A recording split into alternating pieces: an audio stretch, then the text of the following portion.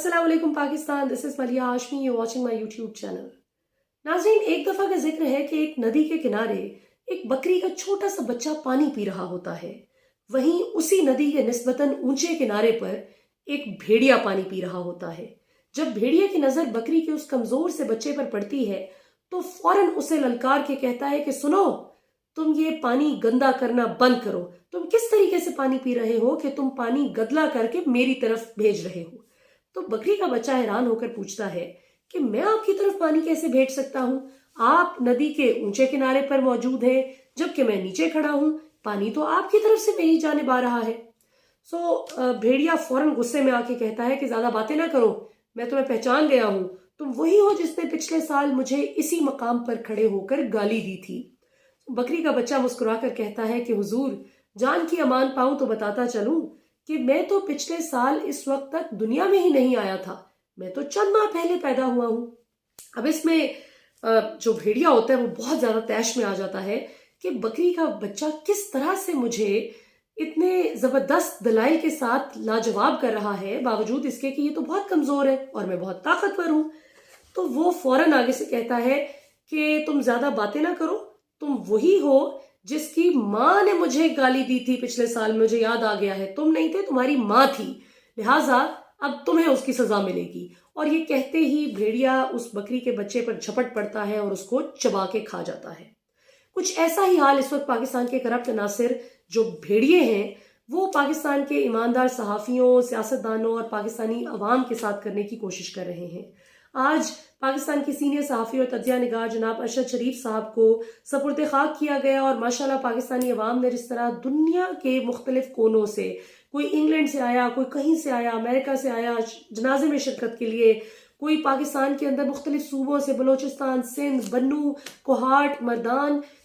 Toba, take Singh, Jhang और ऐसे ऐसे लोग आए कि जिनकी माली हालात को बहुत ज्यादा अच्छे नहीं थे, लेकिन वो अपनी जेब पर बोझ डालकर सिर्फ इसलिए आए इतना सफर करके कि हम अरशद शरीफ साहब की वालिदा और उनके यतीम बच्चों के सर पे हाथ रखना चाहते हैं। तो अरशद शरीफ ने अगर इस कौम की खातिर इस हकीकी आज़ादी की जंग में भरपूर हिस्सा लिया और माशाल्लाह जामे शहादत नोश कर लिया, लेकिन बातिल के आगे नहीं सर झुकाया, तो पाकिस्तानी अवाम ने भी उस मोहब्बत का आज कर्ज चुका दिया और अभी तो चुकाना है इंशाल्लाह। हमने उनकी फैमिली को अकेला नहीं छोड़ना, बिल्कुल भी इंशाल्लाह। आज जहां अरशद शरीफ साहब की के जनाजे पर कलमा शहादत की सदाएं बुलंद हो रही थी, उनके जनाजे को लेकर जाया जा रहा था, वहीं आज DGISI और DGISPR ने एक मुश्तरका प्रेस कॉन्फ्रेंस की जिसका मौजू प्रेडोमिनेंटली अरशद शरीफ साहब ही थे। बड़ी अजीब सी बात थी कि बजाय इसके कि उनके जनाजे और उनकी तदफीन की रसूमात में शिरकत करने के बाद ये प्रेस कॉन्फ्रेंस की जाती, वो उनका जनाजा उठते ही जैसे ही उनकी वो डेड बॉडी को लेकर इस्लामाबाद वो फैसल मस्जिद की तरफ रवाना हुए तो हमने देखा कि वो प्रेस कॉन्फ्रेंस तकरीबन आधी हो चुकी थी। सो बड़ी उसमें अजीबोगरीब किस्म की भी बातें की गई, क्लेम्स किए गए DGISI की जानिब से। बड़ा स्ट्रेंज सा एक कमेंट आया कि उन्हें पता ही नहीं था कि अरशद शरीफ साहब की जान खतरे में थी। हालांकि मैं आपको बता चुकी हूं कि 14 जुलाई 2022 यानी तकरीबन आज से 3.5 माह पहले अरशद शरीफ साहब सदर पाकिस्तान को खत लिखकर अपनी जान को दरपेश खतरात के बारे में बता चुके थे। वो बता चुके थे कि उनको कितनी सख्त धमकियां मिल रही थी और 15 जुलाई को अगले ही दिन सदर पाकिस्तान ने शहबाज शरीफ को खत लिखा। हम सबको पता चल गया, तो हमारी नंबर 1 इंटेलिजेंस एजेंसी के हेड को कैसे ये बात नहीं पता चल सकी और किस बदबख्त ने ये इतनी अहम खबर उनसे छुपा कर रखी? ये बहरहाल एक बहुत बड़ा सवालिया निशान है। आज 2 अहम डेवलपमेंट्स हुई हैं नाज़रीन। एक तो ये कि former prime minister Imran Khan साहब का इंटरव्यू किया आमिर मतीन साहब ने, जिसमें उन्होंने कुछ बहुत अहम सवालात पूछे और खान साहब ने आज जो प्रेस कॉन्फ्रेंस हुई है उस हवाले से कुछ जवाब दिए हैं। फैसल वाडा की प्रेस कॉन्फ्रेंस के हवाले से भी और आज जो DGI की प्रेस कॉन्फ्रेंस थी, जो पाकिस्तान की तारीख में पहली मर्तबा हुआ कि इंटेलिजेंस के इदारे का हेड किसी सियासतदान के खिलाफ बाकायदा एक प्रेस कॉन्फ्रेंस करे। ये पाकिस्तान की 75 साल तारीख में कभी भी नहीं हुआ जो आज हुआ, और वो भी इमरान खान के खिलाफ, जिस शख्स ने पाकिस्तानी अवाम को सही और गलत में तमीज़ करने का शऊर दिया, यानी मरियम नवाज और नवाज शरीफ तो इतनी इतनी गलीज गालियां बकते थे आर्मी चीफ को, डीजीआई को, डीजीसी को, नाम ले लेकर इनको गंदा करते थे जलसों में, प्रेस कॉन्फ्रेंसेस में, कहां कहां, लेकिन उस पर पाक फौज की जानिब से कभी जवाब नहीं आया। उसका मुंह तोड़ जवाब हम सब दिया करते थे। लेकिन आज जब इमरान खान ये कहते हैं कि मैं जरूरी नहीं, पाकिस्तान की फौज जरूरी है, अगर ये फौज ना होती तो इस मुल्क के 3 टुकड़े हो जाते, खुदा न खास्ता। ऐसा इमरान खान जो महज इसलिए दलेरी से कुछ चीजों के जवाब जो बनते हैं वो नहीं देता कि उसे पता है कि इदारे की तज़हीक होगी इससे और मैंने ये नहीं करना, ऐसे शख्स के बुराइयों से भरपूर एक प्रेस कॉन्फ्रेंस डीजीआई की जानिब से किया जाना वो बड़ी एक स्ट्रेंज सी बात थी। बहरहाल एक तो मैं आपको जवाब बताती चलूं जो खान साहब ने दिए हैं, और उससे पहले मैं आपको ज़रा खबर भी दे दूं कि ARY न्यूज़ के सीनियर सहाफ़ी और तज्जिया निगार जो द रिपोर्टर्स के नाम से प्रोग्राम भी करते हैं शाम 7 बजे Monday to Thursday, Chaudhary Ghulam Hussain साहब, उनको आज FIA के अमले ने गिरफ्तार कर लिया।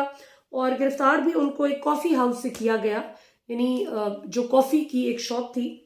ग्लोरिया जीन्स गुलबर्ग में, वहाँ पर इंटेलिजेंस ये FIA का अमला आता है और आकर कहता है कि चौधरी साहब आपको हम गिरफ्तार करने जा रहे हैं। जब वो वजह पूछते हैं तो माशाल्लाह क्या ज़बरदस्त वजह बताती है FIA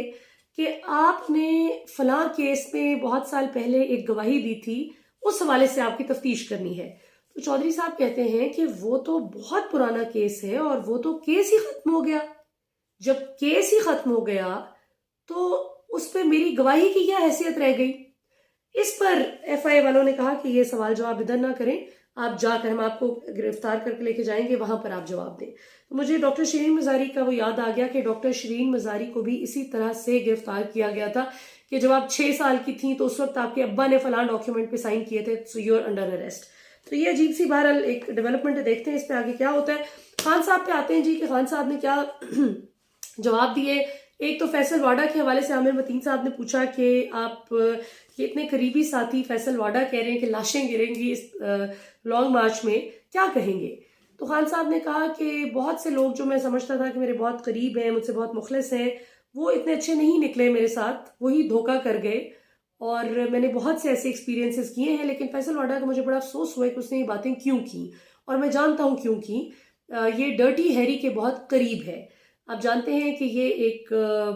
एक ऑफिसर के हवाले से खान साहब ये बात करते हैं, नाम वो नहीं लेते उनका, लेकिन सिर्फ इशारतन बात करते हैं कि इससे उनको पता चल जाता है जिनके बारे में बात की जा रही होती है। खान साहब का कहना है कि इस्लामाबाद में वो कुछ अर्सा पहले पोस्ट हुए हैं, कुछ माह पहले, और जब से वो आए हैं तब से ये बराहना करके तशद्दुद करना,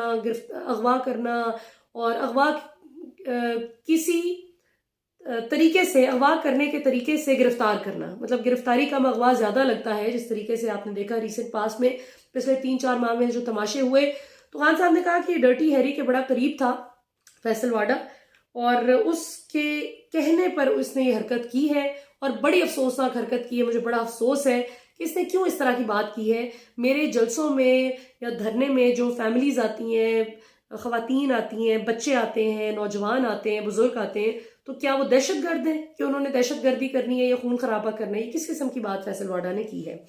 उसके बाद जी आर्मी चीफ के एक्सटेंशन के हवाले से भी आमिर मतीन साहब ने सवाल किया कि क्या वाकई आपने लामुतनाही मुद्दत के लिए कहा था कि फॉर लाइफ कमर जावेद बाजवा साहब ही आर्मी चीफ रहें, बस आपका इख्तदार नहीं जाना चाहिए, जो आज DGISI नदीम अंजुम ने इल्ज़ाम लगाया आप पे। तो खान साहब ने कहा कि ऐसी बात नहीं है, मैंने ये कभी भी नहीं कहा कि आपको फॉर लाइफ एक्सटेंशन देंगे। हाँ, ये इस बात ज़रूर थी कि जब मुझे अंदाज़ा हुआ, खबरें मुझ तक आनी शुरू हुई कि लंदन में मुलाकातें हो रही हैं, नवाज शरीफ से मुलाकातें हो रही हैं, NRO की तैयारियां हो रही हैं और आर्मी चीफ से लोग मुलाकातें कर रहे हैं, और PDM की तरफ से ये ऑफर की जा रही थी आर्मी चीफ को कि अगर आप इमरान खान की हुकूमत गिराने में हमारी हेल्प करते हैं तो हम आपको एक्सटेंशन ऑफर करते हैं, हम आपको एक्सटेंशन दे देंगे आपकी मुद्दत मुलाजमत में। तो उस पर खान साहब कहते हैं कि मैंने तब आर्मी चीफ से बात करते हुए 2 बातें की थी। एक तो मैंने उन्हें बताया कि इस वक्त अगर ये मंसूबा इनका कामयाब हो गया हुकूमत गिराने का तो मुझे इतना फर्क नहीं पड़ेगा, लेकिन मुल्क को बहुत नुकसान होगा कि बड़ी मुश्किल से हमने मुल्क को स्टेबल किया है और फिर संभल नहीं सकेगा मुल्क, मईशत को बड़ी तबाही के दहाने पर ले जाएगा ये फैसला, तो ये ना होने दें। खान साहब ने कहा मैं ये नहीं कहता कि उस साजिश में फौज शामिल थी या आर्मी चीफ ने ये साजिश की है, लेकिन इस साजिश को रोक सकती थी पाकिस्तान की फौज, हमारी मिलिट्री इस्टेब्लिशमेंट की जो लीडरशिप है वो रोक सकती थी, इसे ये मैं जरूर कहूंगा। बाकी तो ज़ाहिर जब पूरी तहकीक हो कि कैसे ये साइफर और ये सारी जो पूरी कंस्पिरेसी, ये साजिश पे पूरी तहकीक हो, इन्वेस्टिगेशन हो, जो कि सुप्रीम कोर्ट से बारहा रिक्वेस्ट की जा चुकी है चीफ जस्टिस उमर अता बंदयाल साहब से कि खुदारा इस पर एक तहकीक करें साफ शफाफ, ताकि पता लग जाए कि कौन कितने पानी में है और कौन सही बात कर रहा है। वो इस बात पर कोई तनकीद अभी करके राजी नहीं है, बिल्कुल उन्होंने इस पर कोई तनकीद कह रही हूँ, तहकीक नहीं की, हालांकि उनके पास उस साइफर की कॉपी मौजूद है। तो खान साहब ने कहा कि एक्सटेंशन का मैंने इन्हें ये कहा था कि आपको अगर पीडीएम ऑफर कर रही है कि आपको एक्सटेंशन देते हैं तो चले हम भी आपको ऑफर कर देंगे एक्सटेंशन, लेकिन आप इस वक्त डिस्टेबलाइज ना करें मुल्क को। मैं ये इसलिए नहीं कह रहा कि मेरी हुकूमत है, मैं इसलिए कह रहा हूँ कि मुल्क को नुकसान पहुंचेगा। अच्छा, उसके बाद अरशद शरीफ साहब के हवाले से आमिर मतीन साहब ने कहा, बड़े क्लोज थे वो उनके, उन्होंने कहा कि मैं हमारा भाई था अरशद, और अब जिस तरह उसकी डेथ को ये बना रहे, उसके मर्डर पे जिस तरह से हर कोई अपनी अपनी स्पिन देने की कोशिश कर रहा है। आज जो डीजीआई की प्रेस कॉन्फ्रेंस थी उसमें यह भी कहा गया कि साइफर की कॉपी आपने अरशद शरीफ को दिखाई थी और उसको उस नैरेटिव बनाने में हिस्सेदार बना लिया था। तो खान साहब ने कहा कि देखें, मैंने सबसे पहले वो जब साइफर आया मुझे पता चला तो सबसे पहले मैंने वो अपनी कैबिनेट के सामने रखा था, कैबिनेट के सामने रख के फिर हम गए थे नेशनल सिक्योरिटी काउंसिल की मीटिंग पे, उस पर हमने बुलाई थी, जिस पर आपको याद होगा हमारी इसी मिलिट्री इस्टेब्लिशमेंट की तरफ से बयान भी आया था कि मुदाखलत की गई है, मुदाखलत की गई है अमेरिका की जानिब से। वो जो डोनाल्ड लू का सारा किस्सा है, तो खुद मानी थी मिलिट्री इस्टेब्लिशमेंट की मुदाखलत की गई है। और फिर ये कि डिमार्श भी इशू किया गया था, अगर आपको याद हो, तो किस लिए फिर डिमार्श इशू किया था और क्यों फिर आपने कहा था कि मुदाखलत की गई है अगर कुछ था ही नहीं। तो ये इस पे खान साहब ने कहा कि ये बाकी बातें जो मर्जी कर ले, मैं बहुत से जवाब दे सकता हूँ, लेकिन सिर्फ मैं इसलिए रिस्ट्रेंट का मुजाहरा करता हूँ और नहीं जवाब देता क्योंकि मुझे पता है कि अगर मैंने जवाब दिया तो वो फिर जिस शख्स ने गलत किया है सिर्फ उस पर बात नहीं आएगी, वो फिर बात आएगी पूरे इदारे पे, पूरा इदारा गंदा हो जाएगा। और जो इंटरनेशनल इस्टेब्लिशमेंट है, जो इंटरनेशनल मीडिया आउटलेट्स हैं, वो फिर उस बात को उठा लेते हैं। तो हमारे जो जो दुश्मन ममालिक हैं वो तो चाहते ही हैं कि पाकिस्तान की फौज कमजोर हो, तो मैं इसलिए पाकिस्तान की फौज को कभी डायरेक्टली इदारे के हवाले से बात नहीं करता, हमेशा मिस्टर एक्स, मिस्टर वाई या डर्टी हैरी इस तरह की बात करता हूँ, क्योंकि उन्हें पता है कि जिन कुछ अफराद के बारे में मैं बात कर रहा हूँ कि जो वो गलत फैसले कर रहे हैं उसकी वजह से मुल्क का नुकसान हो रहा है और वो बाज आ जाए। तो उसके बाद जी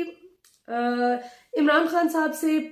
पॉलिटिक्स के हवाले से भी सवाल किए गए कि आगे आप किस तरह से इसको देखते हैं, ये जो लॉन्ग मार्च। तो उन्होंने कहा कि मैं लॉन्ग मार्च इसीलिए करना चाहता हूँ कि ये जो इस वक्त मुल्क में हो रहा है कि जिससे इख्तलाफ राय हो उसको नंगा करके तशद्दुद शुरू कर दें, या अरशद शरीफ के साथ जो कुछ हुआ और जिस तरह से पाकिस्तान में इस वक्त एक अनसर्टेनिटी आ चुकी है, बिजली के बिल देखें किस तरफ जा रहे हैं, महंगाई ने कमर तोड़ दी है अवाम की, पेट्रोल की कीमतें देखें किस तरह से एक डिस्टेबलाइज हो गया हमारा मुल्क। एग्जैक्टली वही बात कि जिसका मैं खदशा जाहिर करता था बाजवा साहब को कि अगर ये रजीम चेंज ऑपरेशन मुकम्मल हो गया, कामयाब हो गया, तो इससे मुल्क को नुकसान पहुंचेगा, और एग्जैक्टली वही हो रहा है। तो मैं इसलिए अब फाइनल एक लॉन्ग मार्च की मैंने कॉल दे दी है कि मैं इस लॉन्ग मार्च को करके तो पाकिस्तानी अवाम की आवाज़